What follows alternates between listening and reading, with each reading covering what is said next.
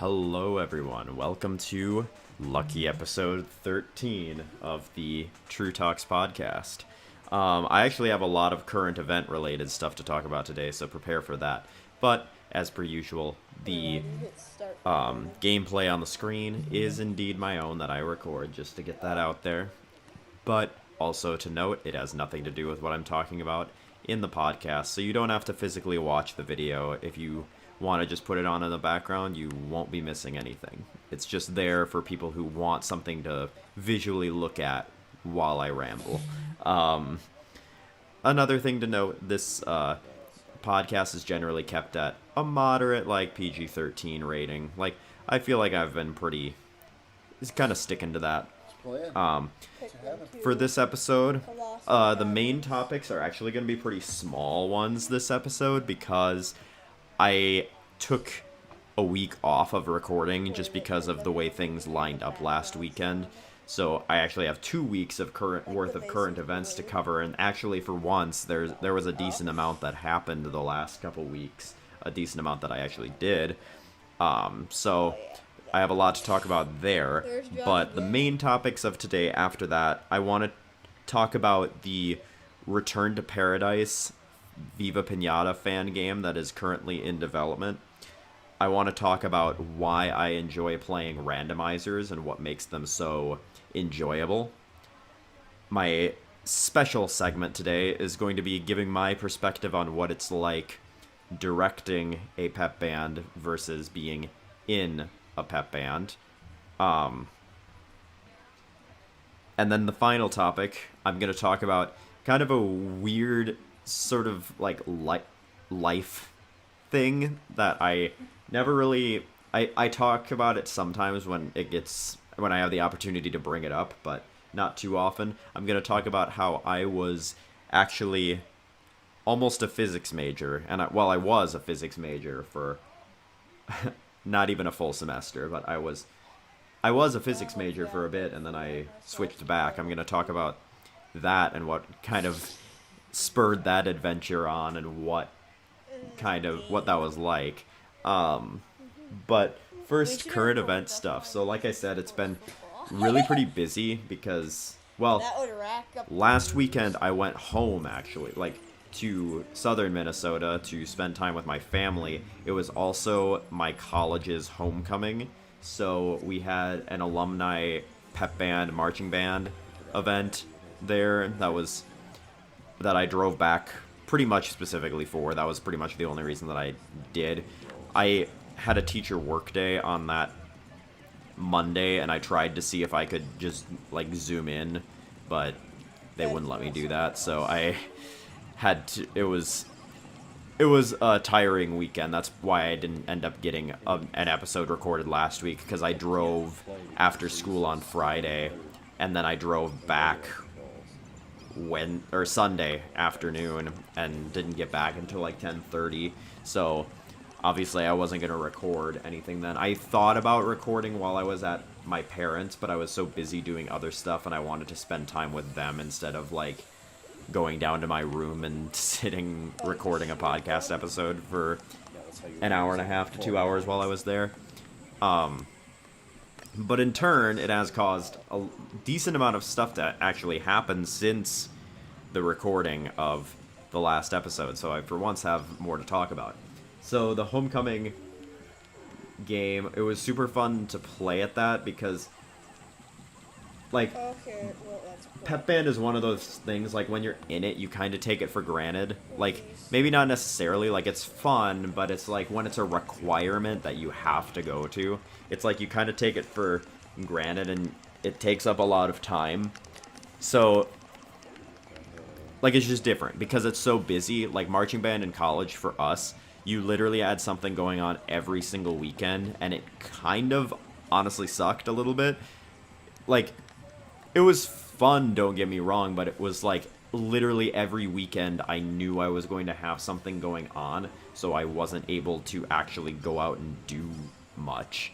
But it was fine because a lot of my closest friends were in pep band and marching band, so it basically was just hanging out with them with an instrument in my hands, pretty much. but getting back down there, like, to play in pep band was super. It was super fun. During a football game, you generally don't play a lot, so, and I also didn't have access to the music, so I, like, the first, like, few times we played the school song, it took me, like, 3 times before I really remembered how to do it. When I was in college, I played a different instrument every year that I was in college, and none of them had the same part on the school song. Like, I played the trombone for my first year. I was only in marching band for 3 years, because during COVID, I really dropped out of it for a bit. I wasn't interested. But I did trombone my first year. Trombone has the melody on the school song. I then played mellophone the second year that I was in it. That was what I took a bit of a break between there. But mellophone kind of has like a counter melody, counter line like it usually does. So I had to learn a separate part for that. And then on tuba, it has the bass line. So I had to learn 3 different parts to the school song. And coming back and trying to play it on trombone was a little rough because I had not played it on trombone for probably 5 years. And it was...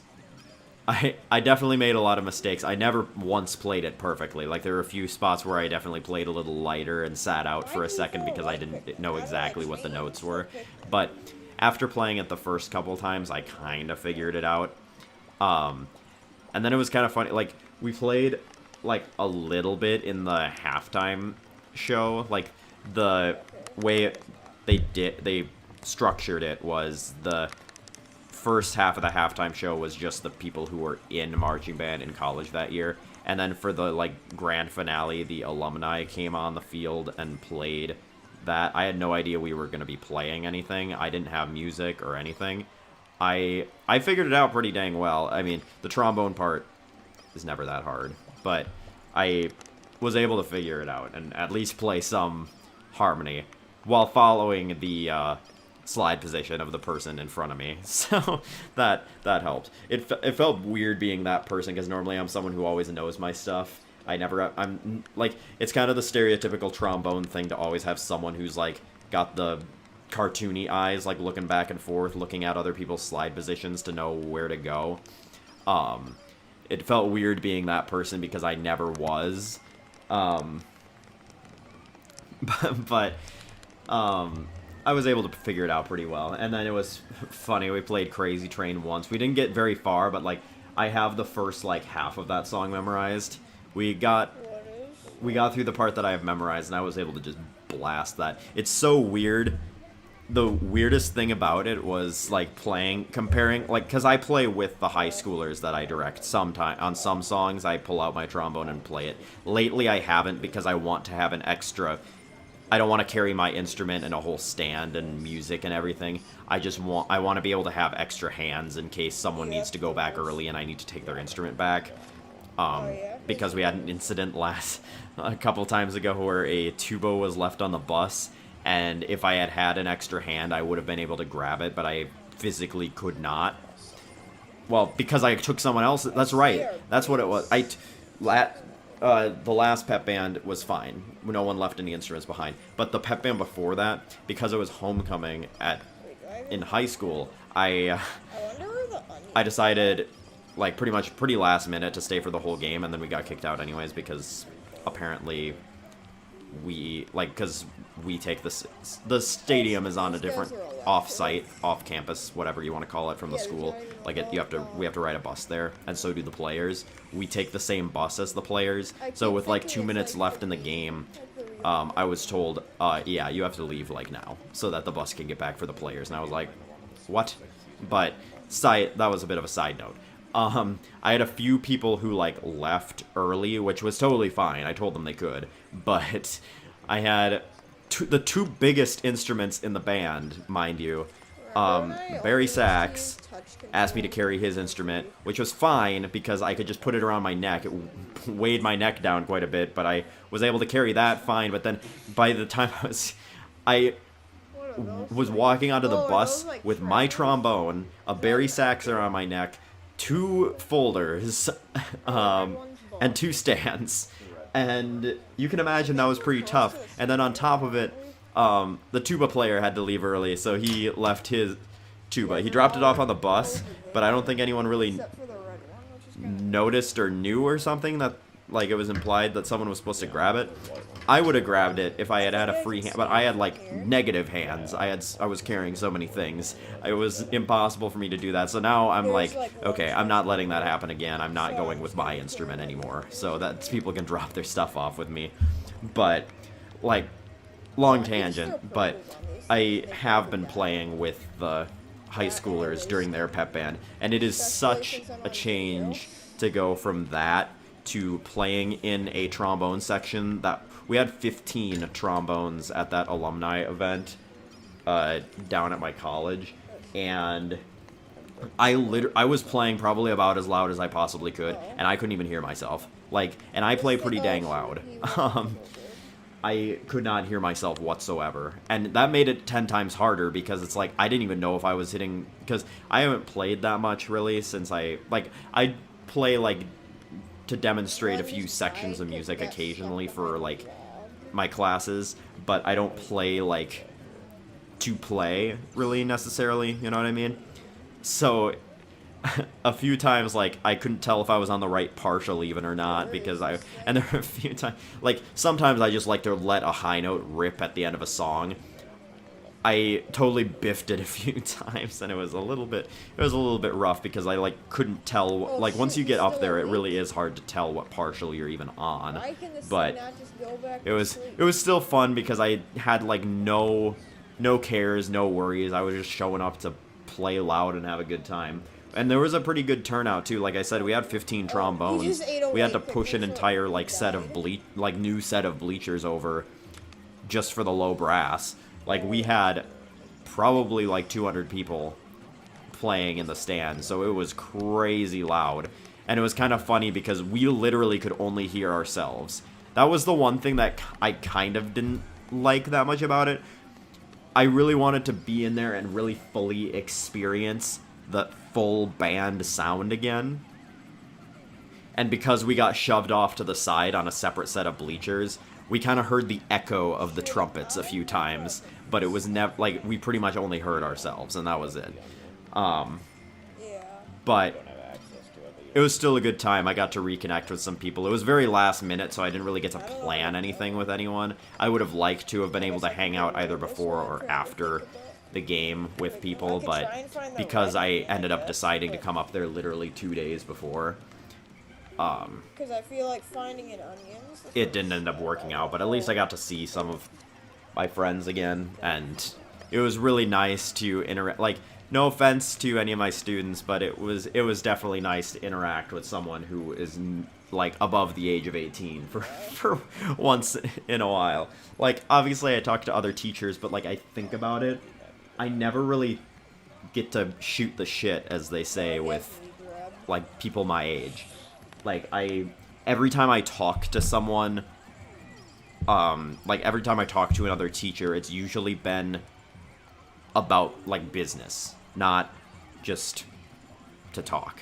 Like, usually it's relating to teaching and that kind of thing, and it was really nice to get home and actually talk about other stuff with people. Like, obviously people asked how teaching went, and I talked to them about it, but like, just being able to talk about random stuff again and not just strictly focusing on business and work was really, really nice, and I definitely needed it, and I am glad that I did it. The one thing that really did suck, I do not like driving for more than like 2 hours at a time. Even 2 hours is really pushing it. And it's it's 5.5. I don't want to over-exaggerate. It's 5.5 hours. And that kind of sucked. Especially the first day, because I have alluded to this a few times on the podcast, but I am just dead after school. Like, I get home from school, I pretty much have to take, like, I don't physically take a nap, but I lay down, and I pretty much do not get up. I get up to make my dinner, and that is pretty much the extent of the amount of moving that I do after a day of school.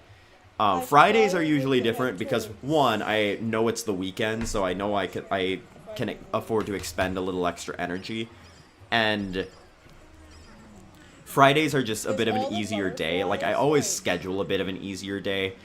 What I do in band is in all of my classes, I have them play down the concert, and that's pretty much everything we do on Friday. We just play everything once, all the way through, no stops, unless we have to, no questions asked, and,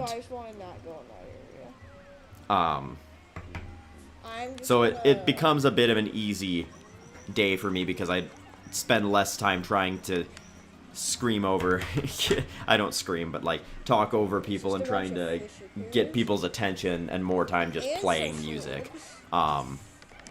So it's not quite as exhausting on Fridays, but during the week it's like, it is definitely tiring. Like, I get home and I just hit a brick wall. It doesn't help that that's about when the caffeine crash probably happens too, because I drink coffee when I get up at around 6:15 in the morning, and then when I get home, I'm guessing that's about the time that the caffeine dip happens, because I get home now. It's been better. I used to stay at the school until like 4:30, and it was kind of rough, but I have been only staying until like 4 lately, because like there's stuff that I could do, but there's nothing that is that important that I need to be staying for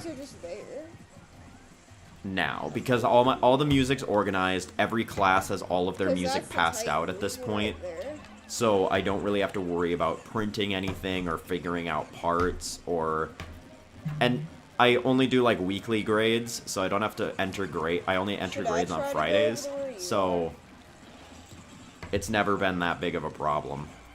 Oh, what else? There was something else. I mean, I probably couldn't even. No, maybe there wasn't. Oh, this last week was also really tiring because of parent-teacher conferences. I don't know why this district, like, I don't want to sound like I'm complaining, because I really have minimal complaints, and this isn't a, like, shot or anything, but I do not know why we have 2 days of parent-teacher conferences here in the fall. Maybe it's because there's a higher, like, they expect a higher volume of parents in the fall because it's the first one, and I've heard that it is more than usual in the fall, but I don't know what the purpose is in spreading it across 2 days, because I've never seen that before at any other school. Like, where I student taught, it was only 1 day, and where I went to high school, it was only 1 day. And it just doesn't make that much sense to me as to why 2 days is necessary. Because, like, I did have a pretty even spread. I actually had more people on the second day than I had on the first. I had probably about 8 to 10-ish both days. And I had some good conversations with parents. It was really nice. But, oh, what else? But, like, 2 days, it's just exhausting, because it's, like, I'm not doing anything, but I'm there, like, it's 3 hours that we're committed to being there for parent-teacher conferences, so it's like, for sure, I'm not engaging my brain in a whole lot, but just me being at the school, like, it's not relaxing for me necessarily, you know what I mean?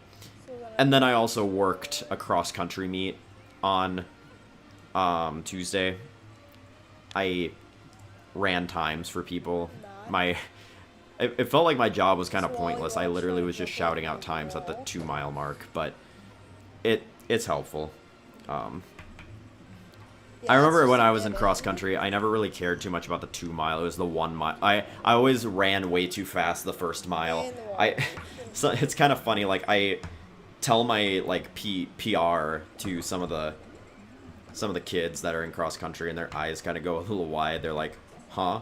And I've noticed this kind of in sports, just in general. Like, times have gone down for like track and cross country. Like, what was considered fast in my time when I was in track, like, I went to track meets at the place I student taught at, but like, what would be considered fast for like my time in high school would be like lapping people. And like that's a bit of an over exaggeration, but like, for example, I think the fastest runner in this cross country meet was about 18:30, 18:20, maybe like 18:15. I don't know. I wasn't paying that much attention to the finish. I was like, everyone lines up at the finish line. I lined up kind of a little bit out from the finish line because you kind of need, like, it's helpful to like yell at kids to like, you need to start kicking now, because in cross country people way too often start their kick too late. I didn't think I would be having a major cross country talk today, but in cross country you really want to start your kick like 200 meters out, and really even 400. Like, you want to start striding out at about 400 meters away from the finish, and you should not be like, if you are able to full on sprint the last like 50 to 100 meters, you are not gassing yourself enough before that. You're leaving time on the table by saving it for the end. Like, the fastest runners, they can kick, sure, but it's more of a stride out at the end rather than a full-on sprint. Like, if you can sprint at the end of a cross-country race, you're probably not leaving enough out there on the course. Like, that's why when I was cheering, I wasn't, like, right by the finish line, so I couldn't see the timer. I didn't know when exactly people were crossing the end point. I did have my watch, but I wasn't really paying that much attention at that point because they are already gone past the 2 mile. But I was more like 200 meters-ish out from the finish line. And granted, this course, it was the home meet, obviously, but it was a little awkward because it was like the last 200 meters, there was like 3 turns. Like, you pretty much had to make one U-E and then another U-E into the finish. And it's like, if you try to sprint and kick, then you're gonna like go way wide on the corners. So it's like really, it was kind of an awkward setup, in my opinion. But yeah, like I was saying, I think the fastest time for the guys was like 18:15. Maybe they broke 18, but I'm not sure. Even still, my fastest time in high school was like a 17:25. I would have, like, not to brag, but if I was running this meet, I would have crushed, like, I would have won by like a minute almost. And I was the fifth, I kind of went back and forth between 4th and 5th runner on my own team in cross country. Like, it's not like I was dominating or anything. I was in like maybe top 30, maybe top 40. But like the fastest runner on my team was breaking 17. Like, he was running like a 16:30 or something like that. Like, think about if he was running this meet, he would have been like beating the 4-wheeler. But it also doesn't, like, up here it is definitely colder. Like, this meet was probably the coldest that a meet would have ever been in southern Minnesota, and it's not quite the end of the season for them. Like, they have 2 meets left, conference and sections. Like I said, the guy's base camp. Like, it was probably around 45-ish degrees, which it never really got that cold. Like, 50s was a cold meet for southern Minnesota. Like, I can imagine your legs feel like jello when you're running that cold. And it really, like, when it got to be later in the season, when we ran our, like, 800 repeats, my chest would just be killing me. Like, from inhaling all that cold air, it would hurt. But, yeah, it was really fun to watch the kids run. I really wish, like, the one bad thing about being in this area is all of their meets and away games are far away. I really wish I could make, like, I honestly really wish that I could make it to more events. But, like, the fact that it's like an hour away for the closest meets really sets me back. Like, I really wish I could go out and watch them compete, because, like, I wasn't watching. I know they probably wouldn't outwardly say this, but, like, they really did seem pumped to see me there, like, cheering, like, for the meet. Like, they seemed genuinely excited that I was there watching them, which was really cool to see. And again, I just wish I could make it to more, but for now it's got to be strictly home, especially since I'm just so exhausted. I don't trust myself driving late. Especially after I almost fell asleep on the way to on the way home last Friday. It was rough. The last hour of just pitch black nothingness was rough. So it's gonna look stupid when I just lost I didn't feel quite as tired Sunday because I had gotten more sleep that night, and I didn't do much on Sunday, so by the time I was driving home Sunday evening, like, I actually got home later Sunday night. I got back home, like, up north Sunday evening an hour later than I got down to my parents on Friday, but I still was way more awake. But the last leg of the drive coming up really sucks because there's literally one town and then there's literally just an hour of nothing. Like, it's an hour of, like, if you're driving in the dark, literally like pitch black. Obviously I have my headlights, but like, there's nothing, there's absolutely nothing for, like, an hour after the second to last town. And it makes it a little bit rough, but I'm planning on making the trip again in early November, to see my girlfriend, because she was, it just so happened that she was on a field trip up here, not to this city, but she was, like, we crossed paths when I was on my way down. She was on a field trip up in northern Minnesota when I happened to be going down to meet up with my parents and do the homecoming thing. She was on a field trip for an ecology class up here. It was just weird how it worked out that way. The town that I stopped for gas in actually was, like, on the way down, the town that I stopped for gas in was the town that she was in for her field trip. She did get back on Sunday, so I did get to see her, but it had to be a quick, like, hug, hi, bye, sorry, I have to leave sort of deal, because wait, that's like 2 buses. She got back around, like, 3:30-ish. And again, it's a 5.5 hour drive, so. Oh, you're over here. Okay. And that's without stopping. Like, I had to stop for gas twice on the way back up, actually. And I always have to drive through the Twin Cities, which kind of sucked. I was hauling ass on the way back up, though, because I forgot there was a Vikings game that Sunday. I didn't forget that there was a Vikings game, but I kind of forgot the timing of it. I almost got caught in the cities when the Vikings game ended. I was like 30 minutes early, like, and that was because I was going like 10, 15 miles per hour above the speed limit on the way up until that point, because I wanted to beat that rush. And I did, so it didn't end up being a problem, but yeah. Something else totally kind of random that, like, another current event. I know it's been like 30 minutes of just talking about random current events, but like I said, a lot, like, for once, a lot has actually happened in the last couple of weeks that I want to talk about. In the last, while I was at my parents' house, actually, Target had a major board game sale where they were selling, like, big board games. Like, Meadow is one that had been on my list for a really long time that normally sells for $70. They had it on sale for, like, I bought it for $35.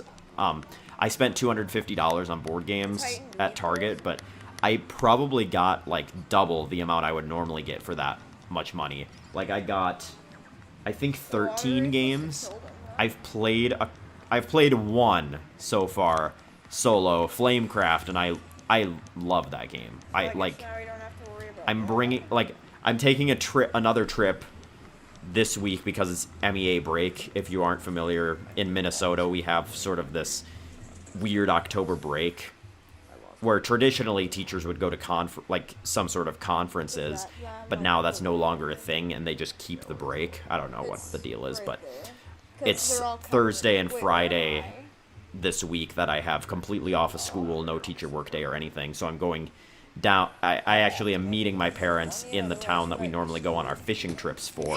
Like, you remember I talked about a fishing trip in one of the first episodes of the podcast. I'm going back there to meet my parents there, well, my entire family, my siblings too.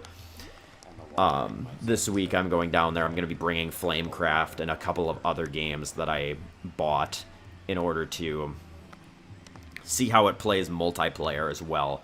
The next episode, I think, is going to be a very heavy board game review episode because I'm going to have like 4 or 5 that I feel comfortable reviewing at this point. I feel comfortable giving a full review on Earth, but I think I talked about that one last week. I'd been playing it solo, but I played it with my parents when I went down there, and I have more to say on it. One thing that I'm kind of pissed about, I did not realize this, but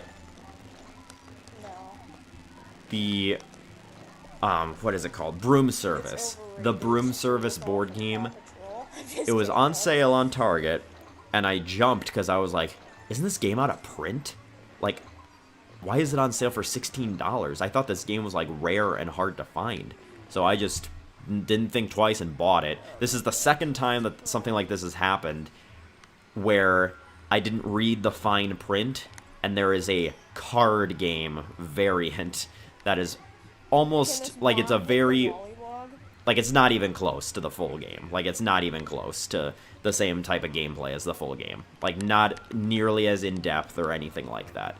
I did it with Shadows over Camelot earlier, and it's the same sort of situation. Shadows over Camelot, the full board game, is out of print, and even more hard to get your hands on than Broom Service, because Shadows over Camelot went out of print back in the early 2000s. Like, I think it was released in 2005. I'm gonna look it up just to make sure I'm not wrong on that.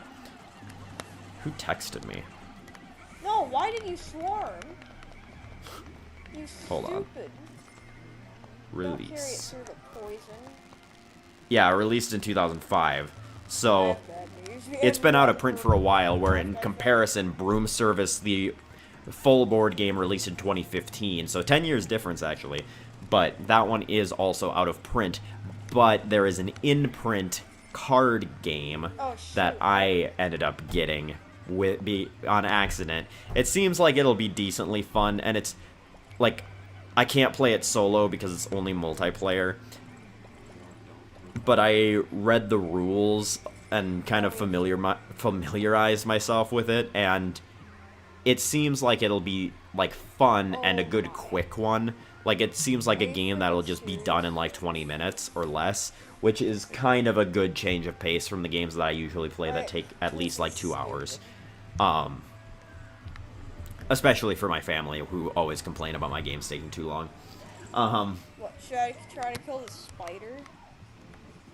And again, I'm not too upset about it because it was only $15. But the list of games that I got, I should read them off. I can go into my Target app and read off my order. Okay, purchase history. So, I got Ticket to Ride Europe, Ticket to Ride Original, Catan. All of those were $28. Normally those games are like $60. Yeah. Meadow, I actually got for $27. Meadow, I got for $27. That's actually crazy because that game I've seen it for $70. I got the Star Wars deck building game for $18. The Goofy Movie game for $9. That one is, like, it's a kid's game, but I've heard that it's actually pretty fun. Like, it's a good, like, legitimately good game, and $9 is, like, pfft, yeah, I'll buy it. I bought Azul, $19. Sheriff of Nottingham, $19. Pandemic for $21. Flamecraft for $23. Pinata Blast Party. Or wait, no, it's just Party Board Game. Pinata Blast is the name of it. $12. And then I got, what else? Where was that? Where's the other part of the order? Oh, then I got Rhino Hero and Room Service, the card game, as I have now found out.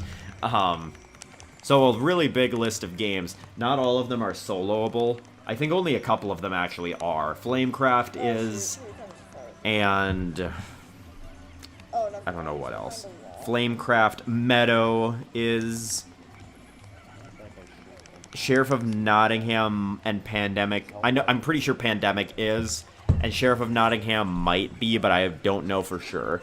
But like a lot of those other ones are multiplayer, like Fantasy Flight's Star Wars deck building game is head to head. It's 2 players.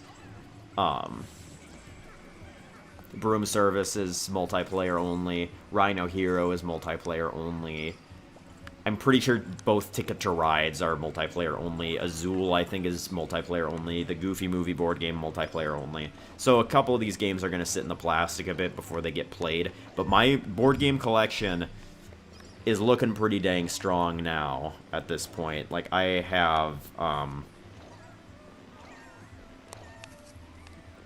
I own, in my games that I own list on my Board Game Geek app, I have 79. 79. So I only need 20 more to break into the 100 games owned barrier. So we're getting there. We're getting there. I'm gonna have to take a chill pill a bit on the board games for a bit though, because the latter part of this year has so many video game releases that I don't think I'm going to be able to buy another board game until after Christmas, just because of the way things are going to work out. Like, we have Super Mario Bros. Wonder at the end of this month. It's October for me right now. Mario RPG Remake. Maybe that was it. Well, there's Sonic Superstars. There's electricity, 2 fire. Oh, WarioWare. That's another one. And a furry bull board. WarioWare, I feel like, is going to be kind of lame alone, though. Like, that's going to be a fun one to play with people. That's actually it, but it is pretty busy, especially... Well, and I want Star Ocean as well. Star Ocean Second Story R, I think is what it's called. The Square Enix. Unless there's some just 2D, like, pixel... 2D, 3D pixel remaster thing. It looks fun, so I'll buy it. Speaking of, like, what video games I've been playing lately, I've taken a pretty big break from Tales of Vesperia, just because the point that I'm at, I'm really underleveled, and it's been fine lately. The bosses have been taking me a pretty long amount of time to get down now, and I am just stuck on this boss. Like, it seems like I get him about half dead, and then I just get wiped. Like, as soon as I get him to about half health, I just get decimated. And it's Alexei. I think he's the final boss of, like, Chapter 2. There's 3 chapters in the game. But I just cannot beat him. Like, it seems like from what I, like, read in guides, I'm, like, 10 levels below the recommended level. But grinding in that game is kind of a pain because enemies do not give very much experience, so I'd have to probably grind for like 2 to 3 hours in order to get to that level. Maybe even more. But... And I'm kind of low on items, but I don't think more items would necessarily even help. It would just prolong the suffering, because he just, like, decimates me. Like, when he does his, I don't remember what the move is called, when they, like, do the overdrive or whatever. I don't remember what it's called, if it's overdrive or...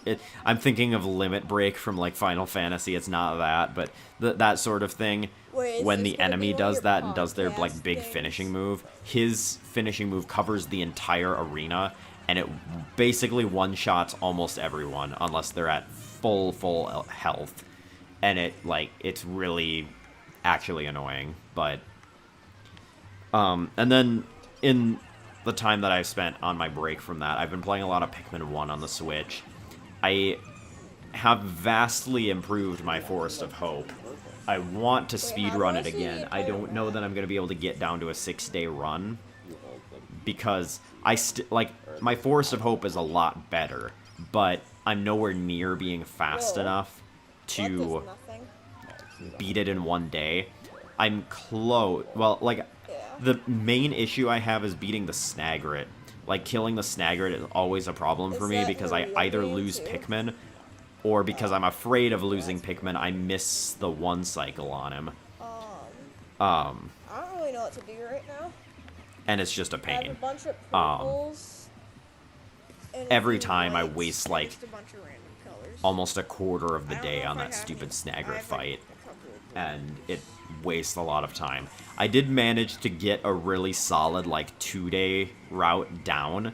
Like, I well, might go not and try to down. Like, find I the red did one. it once, so I don't have it down, but I know that I have it in me, where I got all of the parts in the area except for the Radiation Canopy, Extraordinary Bolt, and Whimsical Radar. But they're all kind of clustered in that area, and the walls are broken down, so I could easily go over there and just pick them up, and it would literally probably take maybe a third of the day to get all those ship parts.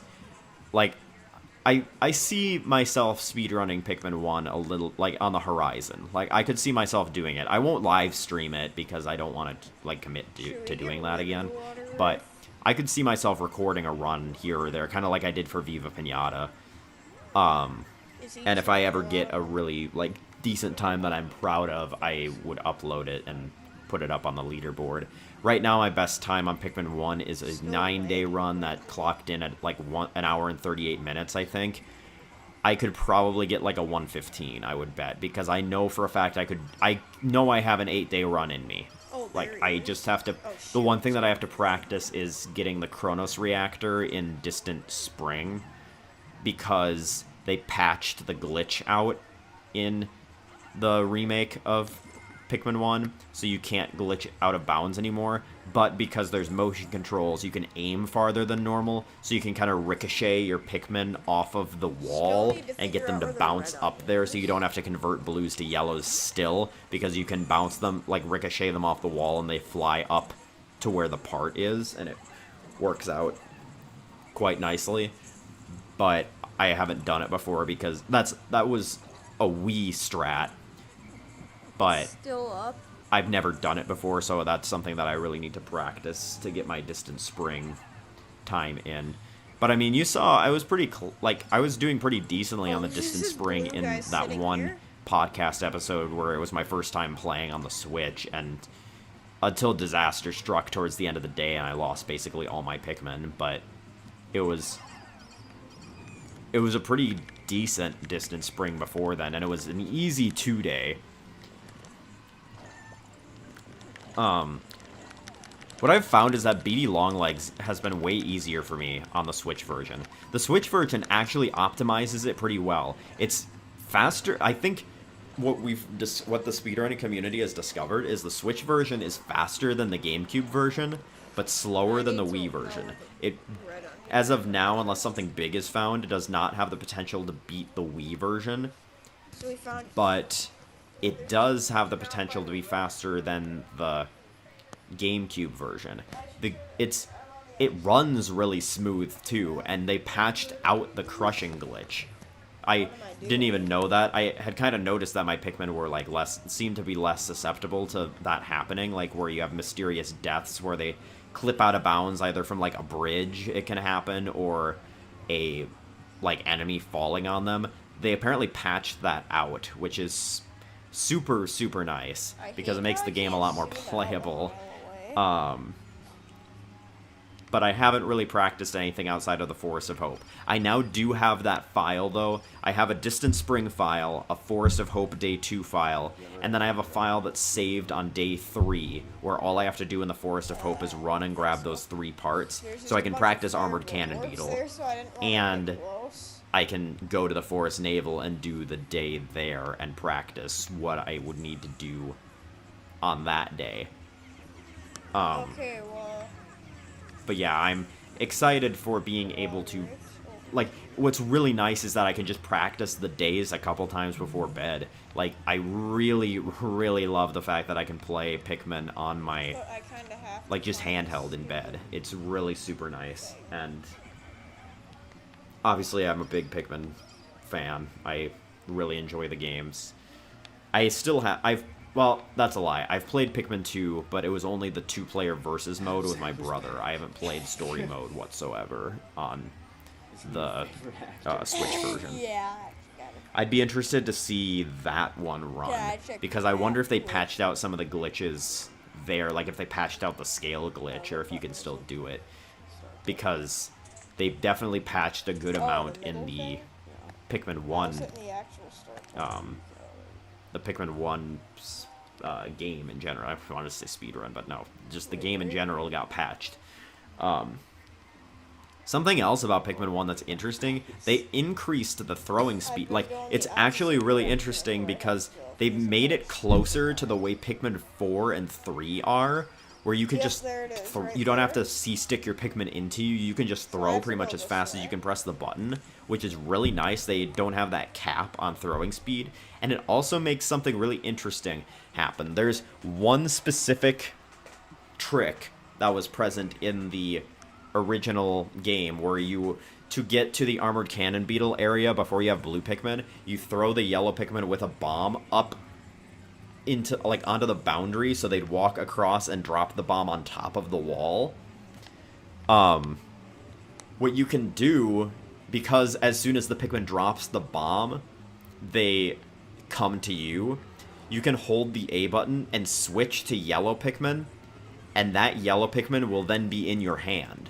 So it makes it so that you can get them back really quickly without having to whistle them out of the water, which is like a really interesting like thing that I found out by watching Ice Cube's speedrun of the Switch version. Like, I was like, wait, where did the Pikmin go? And I realized what they did was they were holding the A button with a red Pikmin in their hand, and then they pressed R to switch the color they were holding, and it switched to the Pikmin that had just that was still standing on the wall that hadn't gone off into the water yet. So it saved it from drowning and saved a bit of time, which is super cool. But that's enough current event stuff, I would say, after about half the episode has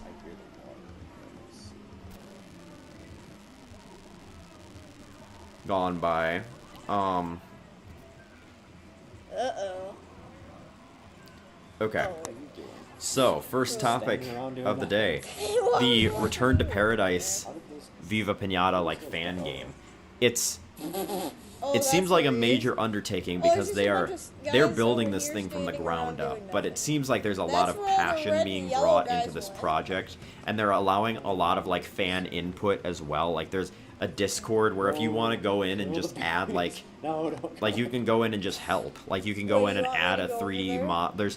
They have, like, tutorials, and they're very helpful with, like, teaching people how to either 3D model or code the game.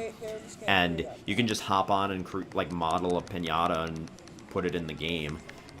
Obviously, I don't have the time or dedication to do such things, but it's super cool that that is something that's available. And the whole coding thing as well. It just seems like it's gonna be like, it's very community driven. Because I was gonna go over and help you, but I don't. And they're adding a lot of pinatas to it as well. I want to look it up so that I can actually get some numbers. Be kind, gentlemen.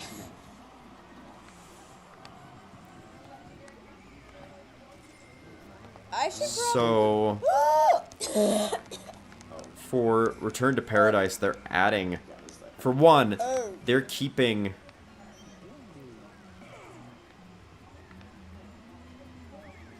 a lot of the original pinatas in the game. And for two, they're adding a bunch too, and they plan to, like, keep adding more in updates, which is super cool. I can't find the numbers, but I know it was, like, maybe a couple hundred or something like that, something like crazy like that. But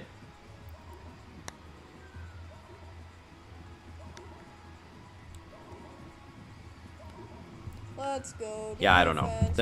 Oh shoot! It's This guy just spawned. a super cool concept because, yeah, we haven't had a Viva Pinata game, a real Viva Pinata game, since 2008. I want to say it was when Trouble in Paradise was released, and I don't think there is going to ever be another one unless they randomly decide to do, like, a revival a few years from now. Oh, it's the But I water kind leaf. of doubt it, just because Was he fault?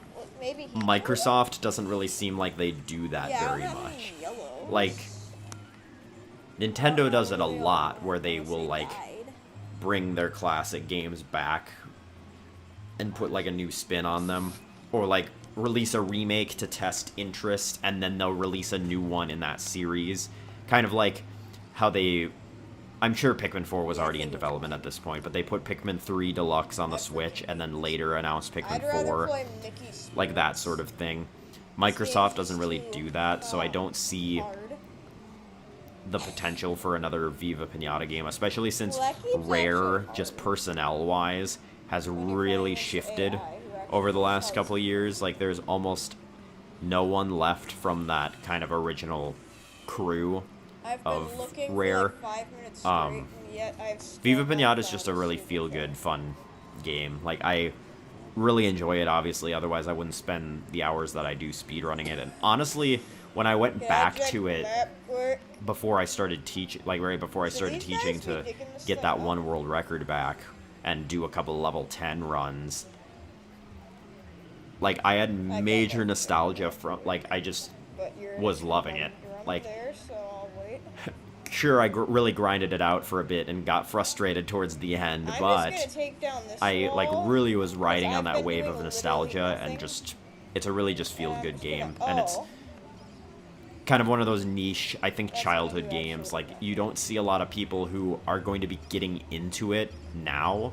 Like, maybe someone who bought Rare Replay will, like, be like, Viva Pinata, what's that? And try it out. Like, that's the one situation where maybe someone, like a new player, would Okay. play it. But then again, I don't know why someone would buy Rare Replay at this What point just in time. happened? Other than it being, like, Water really Wraith cheap now. Just killed those things?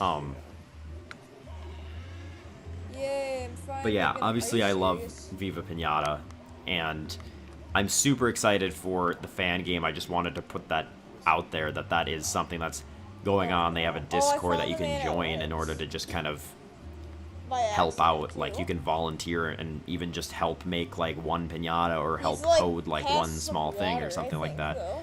Like, they've got the basics down now, so Oh, I found another route. they can really, But I'm not. the oh, developer, shoot. the main development team can really not help good you at out fighting him. to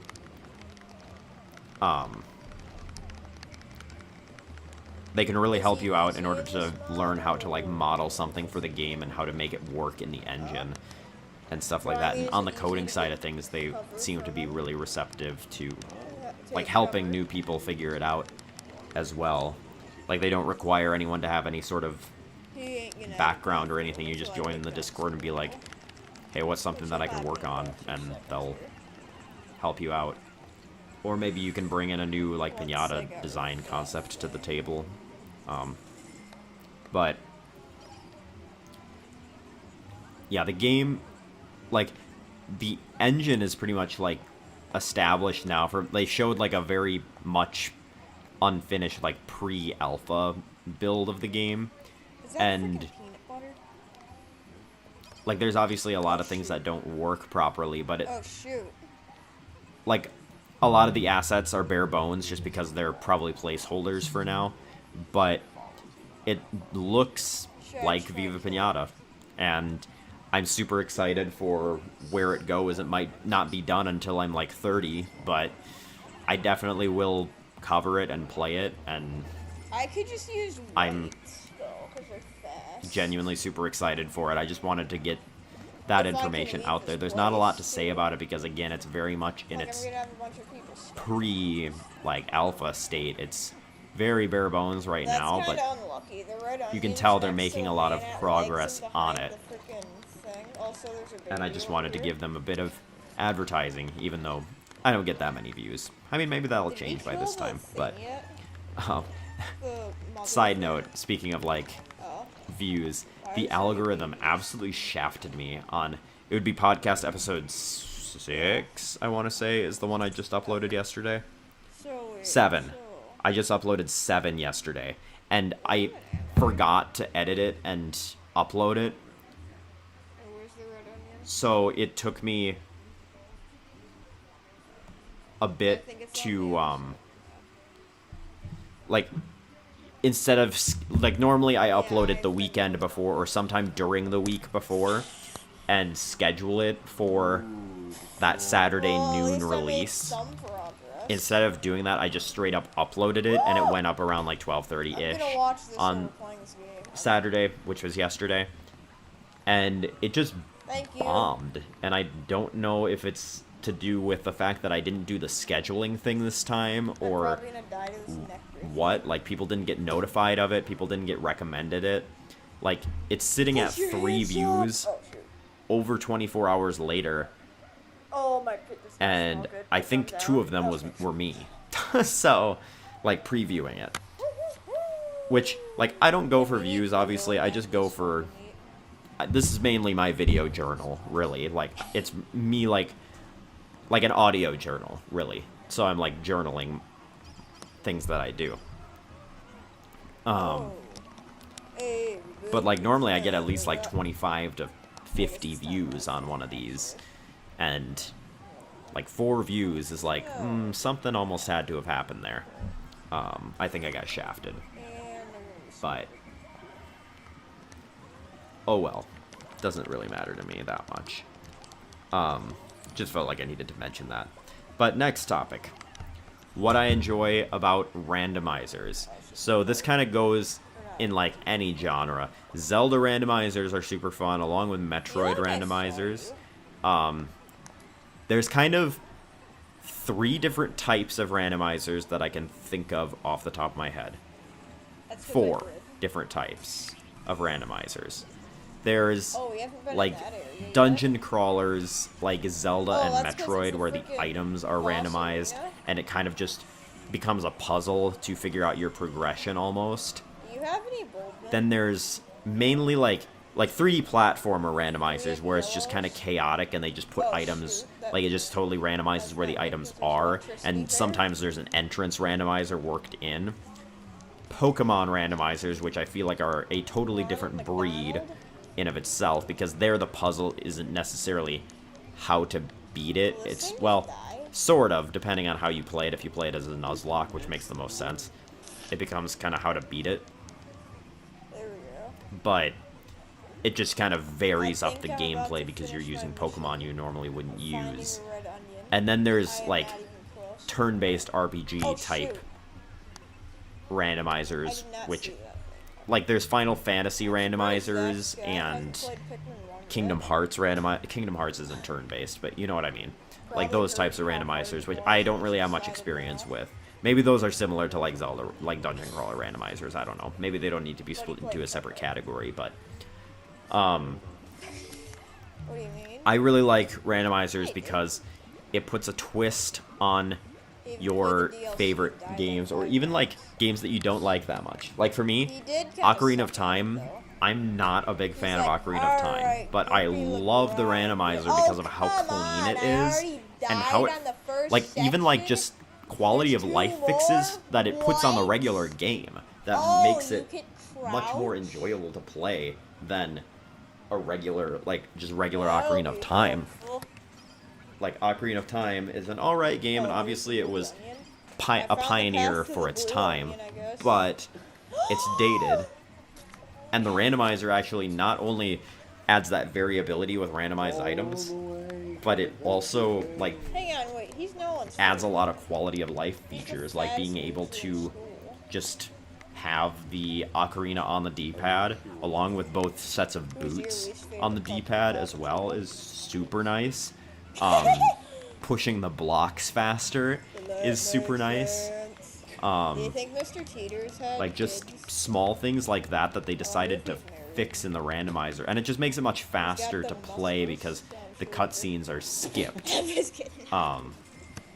Which obviously, if you're playing for story, not all in all the best thing, but obviously, like, someone who's trying to just play through the game and get through the gameplay, like, having the cutscenes skipped is super nice.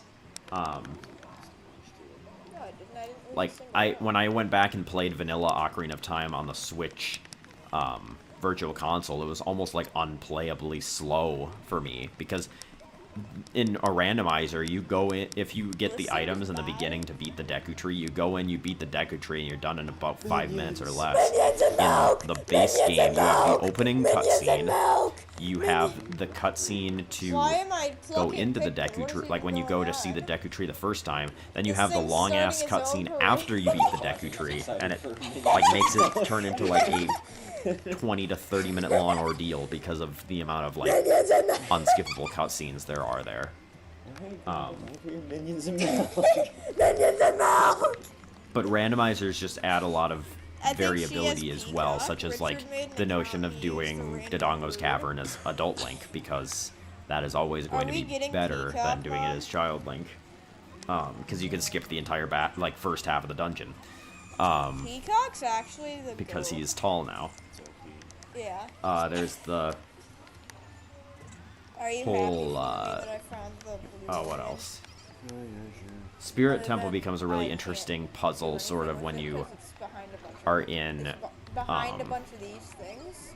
That's literally when you're in a it's randomizer so as well, close. because you might not even have to It's visit so the child very, side, very- oh, but sometimes shoot, you as soon as will. come down, try And you kill can me. do some of that stuff as adult, I think. Well, you can't do, like, the very front of it, but some of the stuff you would normally do as Oh, child, that ain't good. you can do as adult Link, I Wait, that think. thing could kill Like, a the couple other- of the can chests that are thing kill the obtainable by fire both, warlords? is what I mean. And then Pokemon randomizers are super fun because I don't think I could ever do a regular Nuzlocke of Pokemon, because you get, like, the same Pokemon almost every time. Like, if you're doing a Fire Red or Fire Red Vanilla Nuzlocke, you are going to pretty much end up with your first team is going to be your starter, Pidgey, Yeah, this is Rattata, horrible. and either Caterpie or Weedle, depending on what you run into. Okay. I'm not in the And it's yellow kind of going yet. to sit like that. There's just not that much variety in base game, like, Pokemon games. What? The freaking Because- onion's blocking it. Like, there's just not that much available for variety in those games. Oh, it just got hit. There is a lot of variety in Come newer on. Pokemon games, but like, Nuzlocks become Yes. weird because No, you have he Pokemon on didn't die. the overworld and stuff How like did that. he not die? He just Um, died. But Pokemon Yes. randomizers are super fun, especially with how how much you can change them and make them just completely wild. Like, randomizing abilities can be super super interesting. Randomizing typings can be super interesting. Well, Yeah. Yeah, there's just a lot that you is that can one of yours or one of mine? do. Randomizing evolutions can get kind of crazy. And it's sort of the same thing as with Ocarina of Time. There's just so many So all that's options that here you is a can, red like, bug, do, a like, turn on and stone, turn off to and really whatever customize that your Jessamite playthrough to, or like, what whatever you're gonna they're have to deal with. called. No, but this is Randomized this movesets too. thing- yeah, the things that stick. And then to speaking them. of very customizable, well, I guess this one isn't terribly customizable, but, like, Super Metroid. Super Metroid is one that's really very fun as well. Like, I feel like I know that game so well now, and because of the randomizer, I can do tricks that I could not do before I played the randomizer. Like, I lost was, like, one. struggling Does that to really matter? do, like, consistent wall jumps and all of that. Well, it was And part of the it was Ruby sometimes, like, I would play with a skin that made it so Oh, that then there's this I random couldn't tell little when thing that isn't what gonna do time much, what the so timing it's actually bouncy. was on the button presses, but, like, I've just gotten way better at doing, like, wall jumps and doing some of the tricks in Super Metroid now that I have Boss up here. played the randomizer. Big spider thing. And what's interesting about Super Metroid is the fact that there's so few, like, He's gonna walk through the major water. items in that game that you end up going without, like, big items for a while. Like, you really can do, like, there's about Chicken a Run quarter or 2? maybe a little What? less of the game that you can do without the morph ball. But, like, the longer you wait for it, the harder it gets, because the more it usually Yeah. requires you to Oh, yes, do you extra things. Well, and it depends on other items that you Alright, get as time well. to Like, you would start need rebuilding Speed some Booster, for blue example, if you didn't get Morph Ball. Or Missiles or something. Or Supers, maybe it is. I don't remember. No, don't get I off think it. it's Speed Boost. You Don't let need the Speed bread Boost bug if you fool don't you. get the Morph Ball in one Otherwise, of the people will first make fun of me on item YouTube, checks. and I will be remembered as a loser. And, like, having to do a lot of, like, Varia-less Norfair stuff, like, without Varia Suit. Or doing Meridia without Gravity Suit, which is an absolute nightmare. That's why I play on normal mode. I don't think normal mode includes that as an option in Logic to be able It also to helps that I'm making blues right now, too. have Gravity Suit potentially be blocked by something that you would Why are you need carrying it to to the get in room? Meridia. Idiots. I've never played a base Whoa. Super Metroid randomizer, though. I've only done the combo with A Link to the Past. What? A Link to the Past Why is are you another one. carrying Like, it to the purple one? Ocarina of Time and A Link to the Past, I don't think it will ever get better than that for randomizers. Majora's Mask is fun in its own way because you have the challenge of the time limit on top of everything else. But Okay, there we go. I had to throw one of each. I also think it's funny that in Majora's Mask there's the option to make it so that if you get touched by an enemy, you get a game over and the moon crashes. I think that's hilarious. But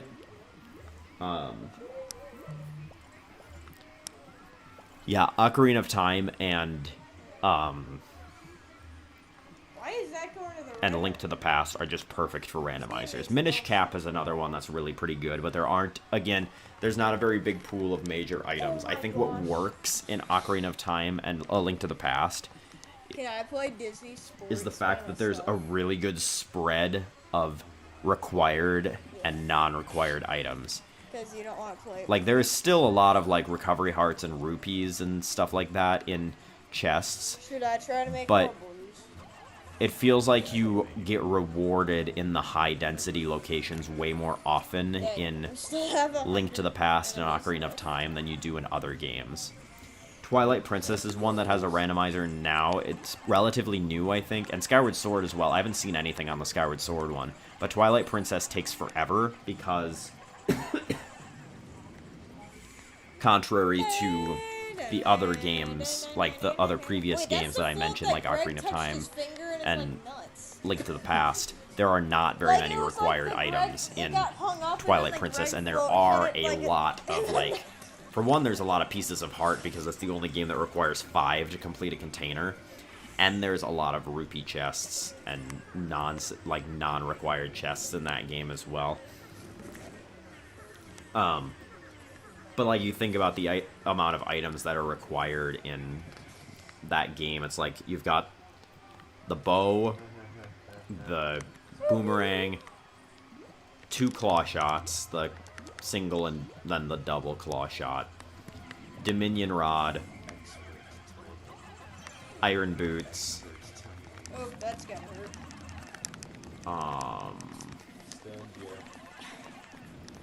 Whoa, we can have 200. I feel like I'm forgetting.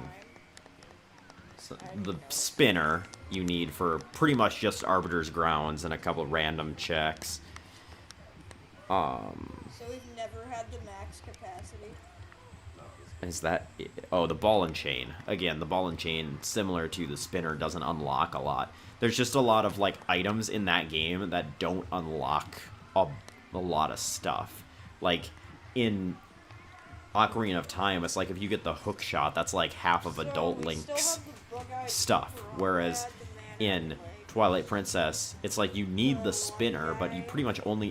When you get it, it's like you can now finish Arbiter's Grounds, but the spinner is now not required for... Or it's only required for like 2 or 3 regular overworld checks or something like that.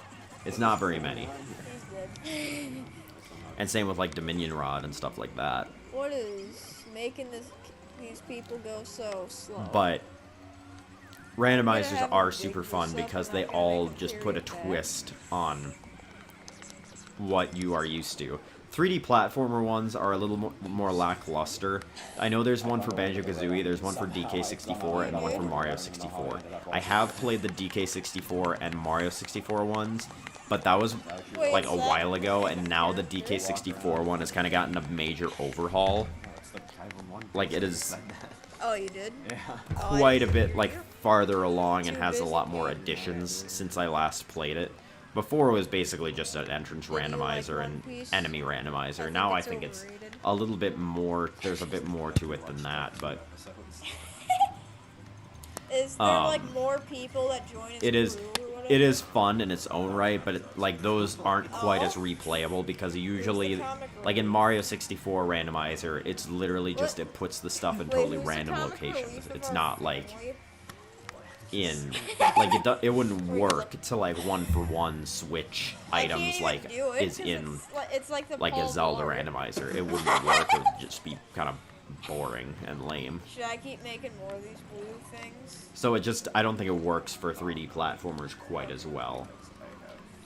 Oh yeah. It could work for like Banjo-Kazooie. I haven't seen the Banjo-Kazooie one because in that one you have the different moves you learn, and those being randomized could provide like The rock interesting- guys solved the problems this time. It's just a one-on-one interesting things. battle But then between there's the fact that 100 in guys that versus game as one. well, Oh, he's you only big. learn moves in the first, I think it's 6 levels, because it's, Bubble Gloop, Freezy Peak, yeah, 6.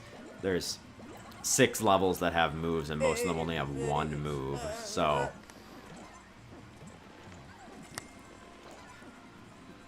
It's not like it Why provides did he that not much move variety, forward with us? but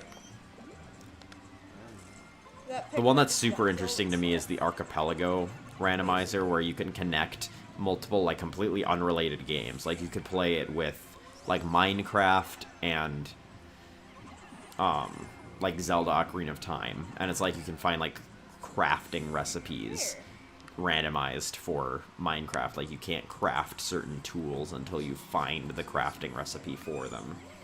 Does this electricity never go Which is kind of away? interesting. But I can't experiment too much with that because I don't think I know anyone with a powerful enough computer to actually play that with me at this point in time. Okay, well that was a dumb idea. Okay, I think that's about enough with that topic. I'll talk about the next one here. Okay, I went and grabbed some tea quick before resuming the recording session. They're But a little early there. the discussion One single of guy died. playing in Oh, a what pep am I band doing? versus That was just to directing get to the a pep stupid band. other thing. This kind of I has a guess bit it's to easy do with access what I talked about now. earlier, and it was kind of spurred on by the fact that I got to play in It's pep band Elmo and Big Bird for and whoever those people the are. college I think back at that's home. Bert. It's just like No, Bert. I pep said band, Bert. generally speaking, is Ernie? pretty much just I think unabandoned it's Ernie. fun. But there's a lot of stuff that goes into it that like you don't think about as the director, or like as a student in it, like that the director does have to worry about. Like Oh, you have to worry about like cutoffs, because if you what? play over, Oh you my could get gosh.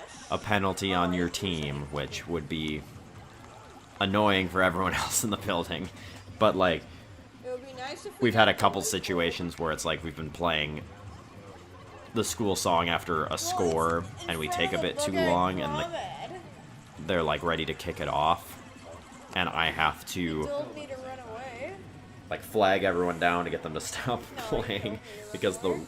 ref Oh, will like wait, blow the video whistle or can't something. show running away. There's it doesn't take that much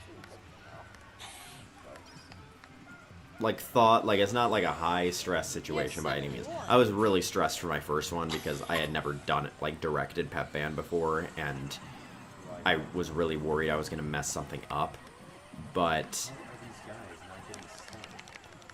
like obviously I don't with know, how do I only have 2 yellow red? being Oh, like no. directing it, you have to have a lot more Oh, purples. game awareness than someone who's watching, which I'm pretty lucky that I do watch football, so I do understand like when we should be playing and when we should not be playing. Football games is pretty cut and dry because it's like during a football game, Make that 128. we pretty much just play when we play the school song when we score, and we Well, they're play carrying that guy fast. He's getting dragged maybe across the one floor. quick one between quarters, and I don't know what I play a did. couple songs during halftime Did before my the game, and that's goal. about it. Actually, you did my It's pretty goal. cut and dry when you play and Well, when you I found don't. the blue onion. But during basketball found the season, I purple want onion. to like play more during timeouts and stuff. Because I know I found the yellow onion, technically. I think Which- I found them both. You just went to the We purple haven't onion been doing first, well. I went to Football, the it's yellow. harder to like see because it's like by the time I realize a timeout's been taken,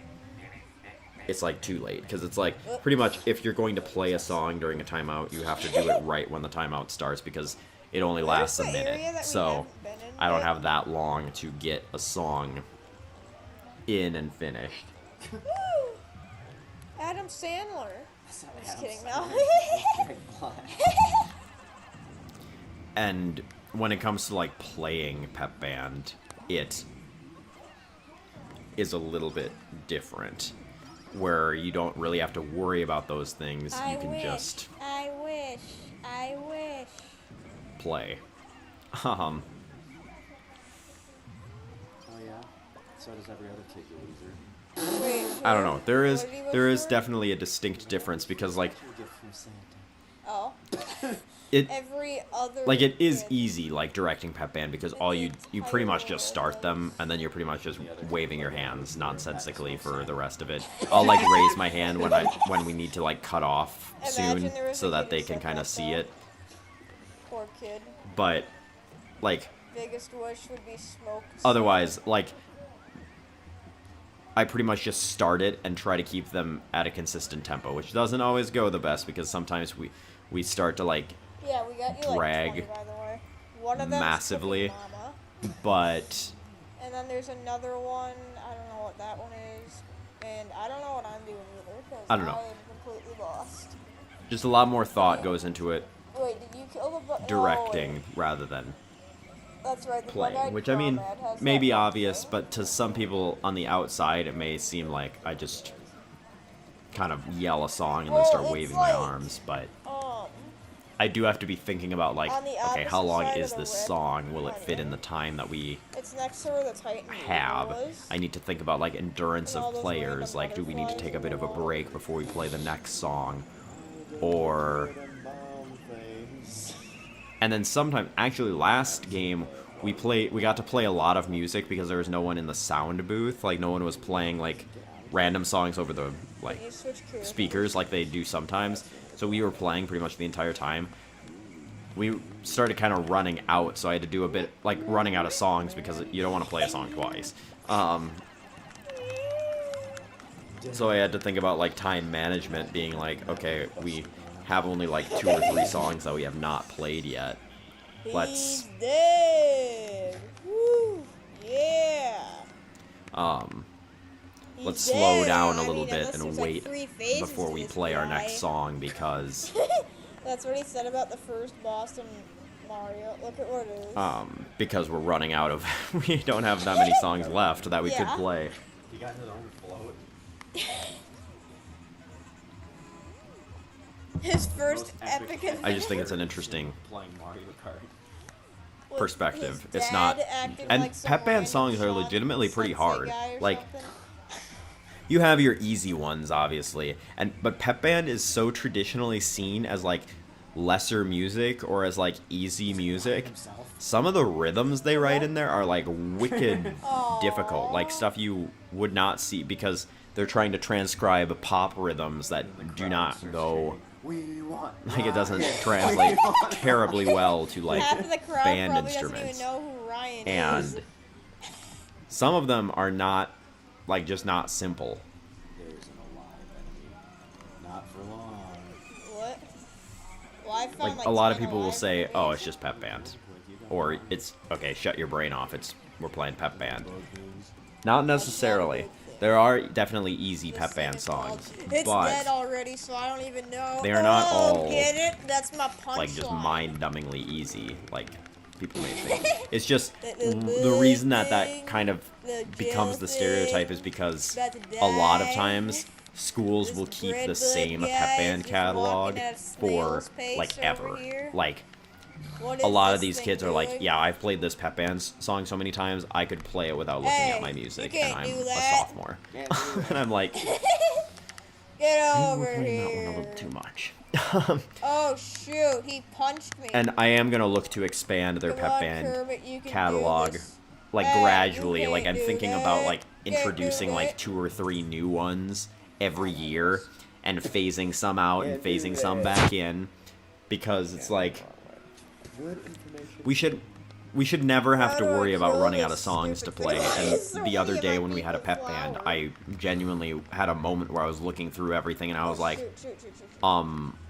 we have like 2 songs that we have not played yet, and there's 10 minutes left in before halftime's this done. little Um, thing. so Look at how many of my Pikmin flowers. yeah, I like having a very broad, like Can wide that thing light up? Is there anything? catalog. So I'm gonna be definitely looking at introducing new music. Hey, little. Probably in the in-between season, like between spring sports, or I mean winter sports and fall sports. We'll look at introducing a couple new songs, like 3 or 4. He didn't die. Well, those guys are dead. The thing about pep band songs as well, What just I will happened? say they are repetitive, generally speaking, and they are short.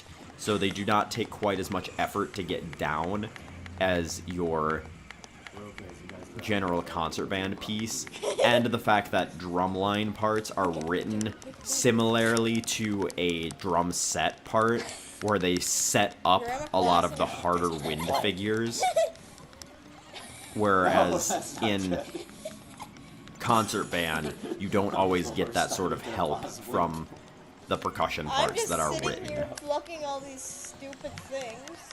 I'm gonna fall asleep on how boring this thing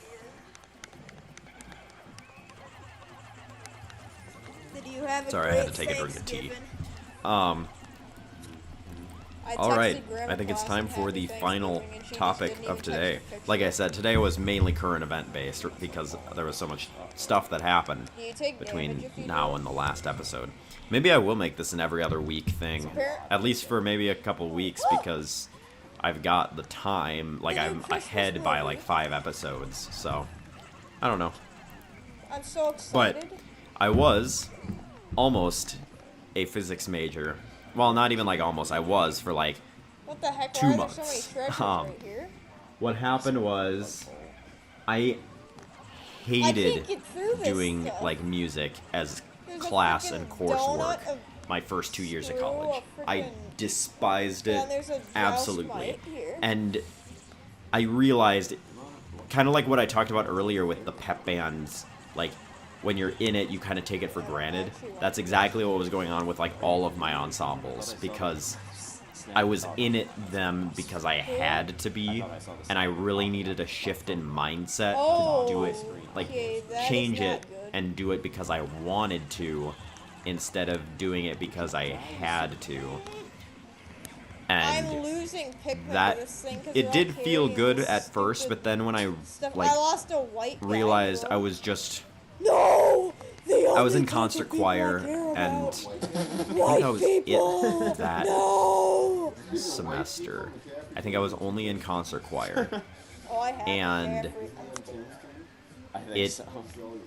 It didn't suck by any means, but it was like I was not doing nearly as much music stuff as I would have liked to, because instead of, like, I Well, I thought don't I would think have he's more getting through time, this and stuff. in that time I would be able to write more and have more, like, be able to ride on my random waves of motivation that I get, because my main concern when I was in my sophomore year of college was that teaching would not work for me because I was very up and down with my motivation.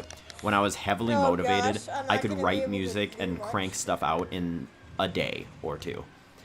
And when I wasn't, it was a slog. And I thought that I just was not the person to be able to do music as a career, teaching or otherwise, because I didn't think I would be able to do it, be consistent enough to do it. And that still was a concern later on, like, as I got to the end of my college career. But, do we have the plucker phone? No, we don't. that was a big issue for me in the beginning, because I will admit I cut class a lot Are you because in this everything was area? too easy. Like, I was getting A's in class and showing up half the time because I just knew everything already. Like, I came from a very, like, big music school, like a big music high school, so I was blessed in that way to where I was way ahead of the curve, because I got to skip the first year of music theory and go straight to music theory 3 and skip 1 and 2 because I, like, Wait, what do I do with these things? I proved that I was able to The other advance bugs. beyond that, but I still was in, like, No, like musicianship the, 1, which like the musicianship actual was Pikmin. supposed to be aural skills, like you sight sing, That's That was a gonna scary hurt. like you look at a piece of music, you get a reference starting pitch, and you just sing I it found without, a freaking like- Game and I got Watch. jump scared by a little bush. like, you know the intervals and you know Wait, exactly is how to that the sing one it. with the treasure? No Oh, yeah, accompaniment it's or anything, This big bug. but and like listening as well, I like should knowing. probably leave this area since we're kind Oh, of this is going a in the same area. I was dominant trying to 7th go for chord, the- and you can hear that and being Okay. like, oh, that's a minor 7th shoot, chord. Get out of there. That is a diminished 7th chord. Like, being able to hear Okay. that was think I'm also kinda supposed to be part of trapped. musicianship, but it turned into, like, sort of this free-for-all class that was really annoying because I had Electricity. 3 different professors, like, from musicianship 1 to musicianship 4. I had the same professor for 1 and 2. Are you seriously coming And then I over had a here? different professor for 3 and a different professor for 4, and they all had different ideas of what we should have been doing in that class. It was just kind of a free-for-all, like, How about miscellaneous like right now? class. And musicianship 3, I think I showed up to, like, Yeah. 3 times, and I still got an A because, yeah, I knew everything already. Do I just throw them on him, right? Yeah.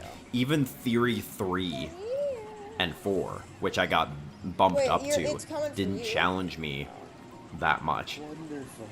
We did heavy score analysis in that class, which was like you I feel like look I'm like at a Luigi full right score of now. music and you write out like the harmonic progression, like you write out every chord. Like, this is the Get over 1 here. chord with a 7th on it, or this is a 5 chord. Like, we do advance, like, it's like music, I think, has the sort of connotation as, oh, it's easy, you're just going in there for music, you're not doing a core class. Things. Advanced Are you music freaking theory is not Serious? easy. It comes easy-ish for me now because little I bit things. really enjoy analyzing music, and it's something that I've done since, like, senior year of high school. I got big into it because I started watching shoot, 8-bit what are you music doing? theory, and a lot of the, like, advanced music theory stuff that I know now things, came from yeah, watching son. that YouTube channel. Little bug things. And- This is on recording too. Because he related, like, music theory stuff to how video shoot, game we're coming music for your was picture. written, which really related to me. Next to the Roblox. But even the most advanced of theory my freshman year did not challenge me long enough, are so I your did, like, podcasts? extra credit analysis Oh, shoot, assignments so people are and actually gonna see this part. got over 100% in that class. Even though I got bumped up from the first year, like, I was taking Shut second up, year these theory big as a bugs. freshman, and I still got over 100%. I But still can't believe I lost like half my little bug. things. and my freshman year, I was already independent. I was doing an independent study with basically every department. Like, I was doing an independent study with a marching band director there's now on dogs writing on the marching band shelf? shows and stuff like that. We worked on that together.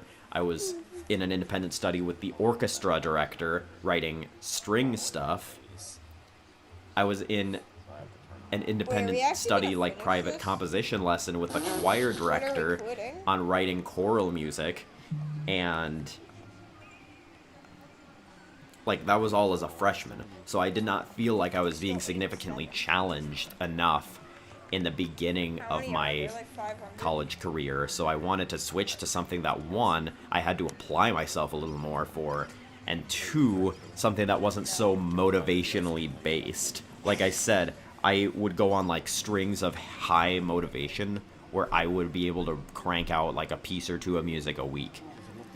I remember I used to sit in the back of my psychology, like gen ed class, working on He's like music in the back row. Like I'd have my headphones in, like working on like a Donkey Kong honestly Country couldn't tell arrangement you or what something it for is. my I only have to show one one of the professors at the in the music department. No, wait, never But- mind. I think I have 3. Like I don't know. The reason that I switched again was because I The bug-eyed prom ad. wanted something that was a little bit more regulated. Like, I knew I wanted to go into a science department, and I was between, I think it was food science, physics, and earth science, where and I he is, ultimately kind of, decided that area. physics just because of the There's, wider variety of like, jobs that would be water- there's, like, available the to a physics butterflies flying major. over the water. So He's I went across the in- water. And Yeah, I'm going to a good the physics was really easy. I like kind of similarly to how music went the first year. My like baseline first physics course, I showed up the first like 2 or 3 weeks of class, then I stopped because this was during COVID too. I stopped showing up to the Zoom meetings, and I just aced every test, aced every lab, and it was a cakewalk because physics, like that sort of like applied math, just comes naturally to me, and those types of equations are really easy for me to do. I was also in a college like advanced physics class in high school, my junior year of high school, so I had prior experience, and especially the first half was all review for me, so I already knew everything that we were doing. I did not have to apply myself like I thought I would, but then calc came around. Calc kicked my ass absolutely. Like it was like fatality type of an ass beating. But I hate calc. I still do. I never took it in high school because I took AP statistics instead. I never took pre-calc or regular calc, so I had no prior experience, and I was in a class that met once a week for 3 hours over Zoom. And sometimes I would just forget I had the class because it was once a week. Like the first like month of the semester, I kept forgetting to go because it was over Zoom for 3 hours in the evening on like a Wednesday or something like that, and I never had it on my radar.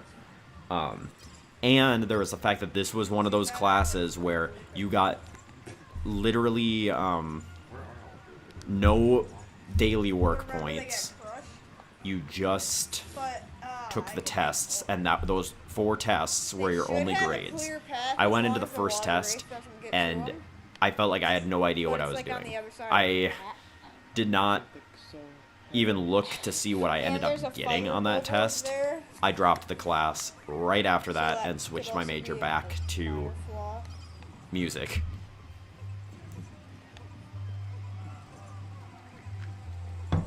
Because, like, physics was easy for me that year, but the year after I was going to have to take Physics 2, which was going to be calc-based physics equations. And if I wasn't getting regular calc, I was probably not going to be understanding that.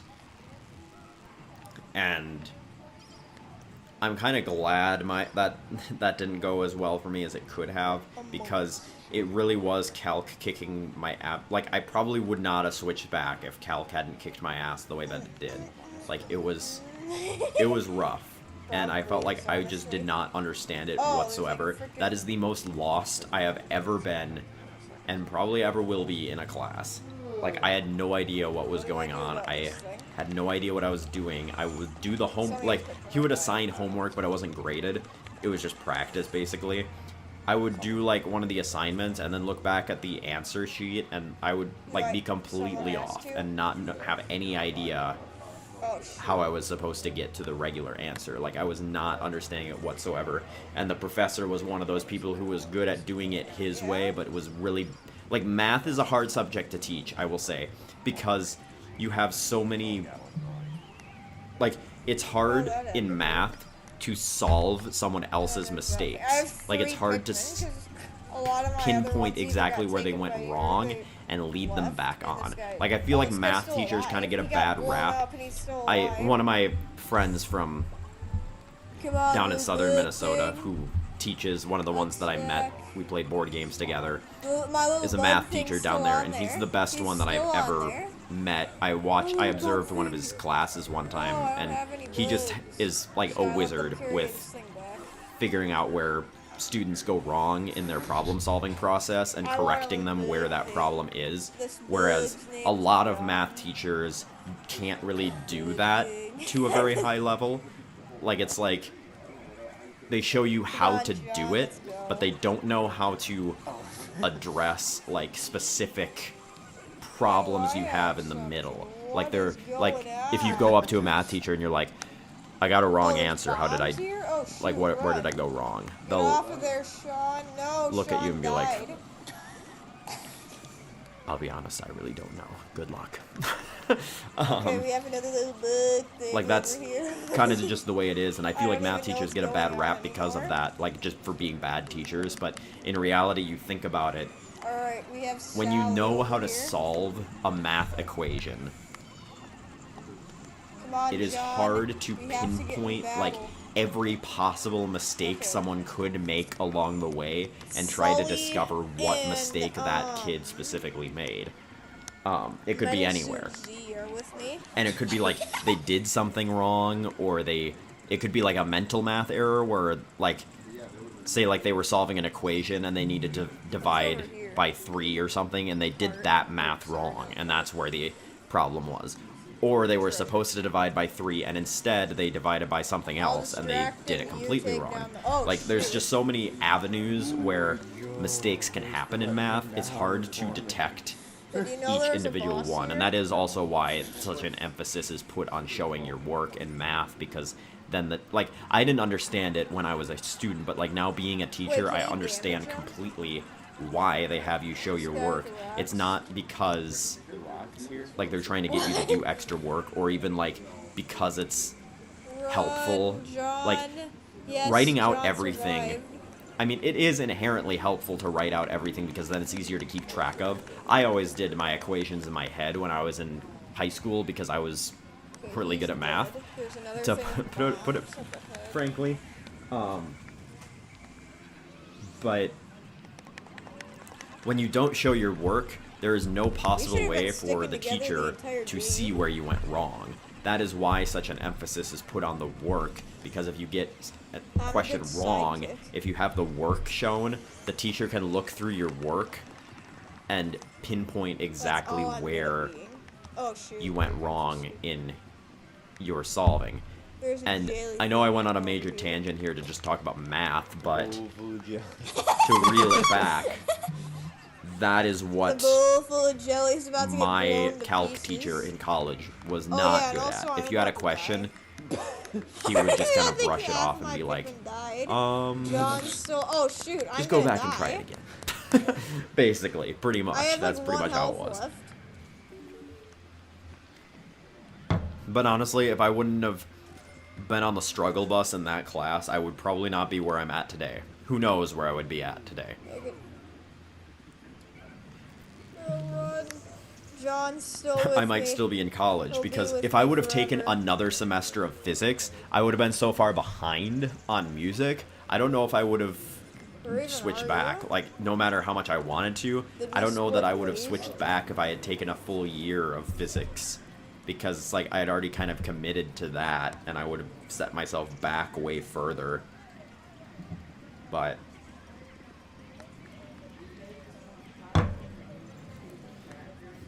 Okay.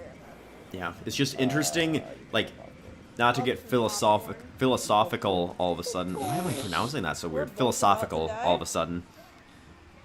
But Alright, you have like 1 health left. I have almost it is half. really weird and interesting when you think about all Who's of the the tank? paths Oh, that shoot. life takes you down, Yeah, especially they're as you going get, like, forward. older and your decisions start to matter a lot more. Like, when you think Yeah, about so- how one small decision could have I don't know what I'm completely doing spiraled right your now, life in a following you. completely different way. like if I would have Someone died. stuck with physics, About to I would die. not be in nearly the same position that I am right now. There was also a time Oh, period I would where die. I almost, well, for one, I almost moved. just getting I almost, slowly. my decision was either I was going to be a physics major, or I was going to I'll do it. transfer. I was going to either be a For the physics unity major or I of was going to Pikmin, transfer I'll to take a sec, I'm South taking Dakota sacrifice. because I had a friend there who was also a education major. Oh, shoot, He I might actually die. is studying abroad in Turkey right now, but he graduated with a Wait, history is he even education Turkey? major, or I don't think he does. social studies, that sort of department. And I was going to go over there because then I would have someone that I was closer to, because part of my problem in college, the first 2 years, I met basically no one. I didn't feel very close to the sort of college Oh, it's family not- at all. Like I knew of people in the music department, but I didn't really, We I got bonded some- more with the teachers than I did with think other the Bulber must have peers, woke up and that was ate partly because of my grapes. arrogance in the beginning. I felt I was really arrogant and just thought I knew well, and I probably did, to be honest. Not to again sound arrogant, but I probably did know more than a lot of the people I was with, like students wise. So it just felt like I couldn't really connect with them because I just, like, I knew way more theory than them, and I was way, like, above them in a way of, like, musical knowledge. So I had a really hard time connecting with people, and I just never knew what to talk about. I've never really been a very forward person when it comes to meeting new people. Like, I'm sort of a speak when spoken to sort of person, which is weird to coming from, like, a teacher, but Wait, what are the red ones? like, I don't mind speaking in front of a large group of students, Yellow but like ones are as soon as yellow I get to like talking one-on-one, I am still a little Blue awkward with ones that. are, But like, it's gotten better in the past few years, but even like Ew. when I was in college, I was pretty much Oh, like my pit smelled just the good. quiet person who did everything they were supposed to do. I never really talked to anyone. I talked to professors more than I talked to other students because I felt like I was able to get something out of that, and I didn't really connect with any Oh, that's students nice. until, Wait, what are I the purple met- ones? well, it was when I met my Bumblebees. roommates. Who would end up being my roommates? Didn't. I met them that second half of sophomore year, and one of them, she became one of my best friends, and before we moved Wait, in they together, I hate would each go over other? and play like video games over at her dorm room all the time. Like, I introduced her to Fire Emblem. I introduced her well, I didn't introduce her to Pokemon, but Oh, we played I didn't even see Pokemon Sword and that's Shield, not a I think it was, podcast. together at that time. And I introduced her to Xenoblade when we were doing the COVID thing, so it ended up being like someone that played the same like really niche games that I did, that I was able to Whoa. talk to about those, and it was Light really bulbs actually help. enjoyable, and I was Why am glad that following it like you? You don't even have any pick. worked out that way, because she ended up being one of my closest I'll friends try to head to through all of college, and I'm just glad that I was able to find someone. Because can't again, even I figure out almost where the crap did is. transfer because I didn't, like, there was a really weird string of events that I don't talk about too much anymore, Oh shoot. but like, long story short, I There's a lost bug my egg car that and didn't have a I car to noticed. drive for like a good chunk of time Bug-eyed there. Crawhead? So that was an Wait, sound like issue Bucktooth? with me transferring to another state. How is there a I white didn't Pikmin know if in I was going to water? have a vehicle to drive, so that was part of Oh, what shoot, also run. drove my decision. But That thing could kill me. what I ultimately decided was that I What wasn't was getting that sound? anything out of the music department at the college that I was at. I wasn't being challenged enough, and I wasn't I'm learning near- anything, No, wait, I'm on like and the it felt like I other was just side paying of to the get a wall. degree. there's So a huge I circle next was to either our going to face stay a around music it. education major and switch colleges, or I was going to switch If I my go major to around something that and would go to challenge the me left, I more, should find like the a base. science which is where I decided between physics, food science, and It's right earth there. science, and decided on physics. And it's just interesting the way that worked out, because then what happened was Right there. COVID really impacted my capabilities to learn calc as well. Like, I mentioned that think I was briefly, the like the only physics, one. the I think I semester that I was here. a physics major was the first big COVID semester. Like, that was fall of 2020, I think. Yay. Yeah, it was fall of 2020 that only I have switched my white major to Pikmin. physics. And then Popcorn. I really was struggling, so then I switched back, No, backwards. I think. and Like luckily didn't lose anything out of it, because Wait, didn't have any science like gen eds taken care of why yet. haven't we been picking up? I was things able to right fulfill those with the classes that I took that fall semester, so I was already done with pretty much all my gen We eds only- early. Because normally for most majors, they tell you to get your gen eds done in the beginning, but it's actually the opposite for music, because in the beginning for music majors, there's a lot of like 1 and 2 credit classes that you have to Probably take, the like really red small ones the that fill red, out your blue, schedule. So they or recommend you blue get those taken care dexterity. of first as a music major. You take Does those, everything take and then 3? like about your sophomore or junior year-ish is when you start taking gen eds, The only because thing we can pick up is then you have the bigger like 3 credit core classes that will spread your schedule out a little bit more. Oh shoot, that's a hole. It's just weird how that works. I thought that was a treasure.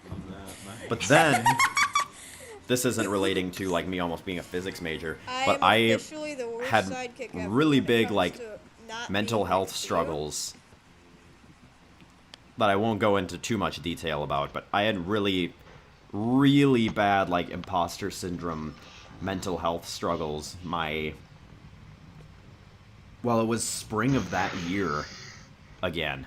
It was so fall of 2020 was when I was a physics major for like until like October, and then I switched back. Then spring of 2021, that same school year but the spring semester, it was around like April, I was really struggling like mentally to like continue with what I was doing, because I didn't feel good enough, I didn't feel adequate, and I didn't think teaching was going to be my thing. And to be honest, I was not even sold on teaching until I student taught. My original plan was actually I was going to student teach, which I did last spring. I was going to student teach, and then I was going to probably not teach right after, but I was going to hold on to that degree in case I fell back on teaching, because what I wanted to do was I wanted to do more freelance music stuff on my own rather than teach. Like what I wanted to do, actually, as embarrassing as it is, I wanted to be the person who worked a minimum wage job and on the side was doing music stuff and publishing compositions, publishing original songs, like on Spotify, publishing and doing like the whole video game cover thing. And then things changed. Again, I feel like I've just gone down like several different paths where if one tiny decision had gone differently, I would not be where I am right now, which is crazy to think about. But I almost dropped out of college my spring of 2021. I almost completely dropped out because I was not having it. I was really struggling mentally. I felt like I was trapped, and what I wanted to do was I wanted to drop out and move farther away. Like states away. And I didn't end up doing it because my advisor and choir director at the time convinced me not to. We had like a long, vulnerable, like 20 and 30 minute conversation about it. And he ended up changing my mind and keeping me there, and that was where kind of that decision came from as well, because he was like, you're so close to finishing your degree, just stick it out. You have like one more year. Just take care of that year, and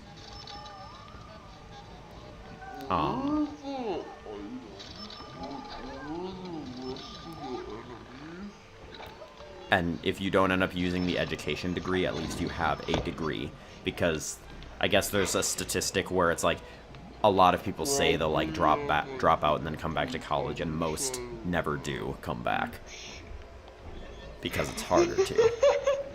But he was able to convince me to stay with it and stick it out, and I did.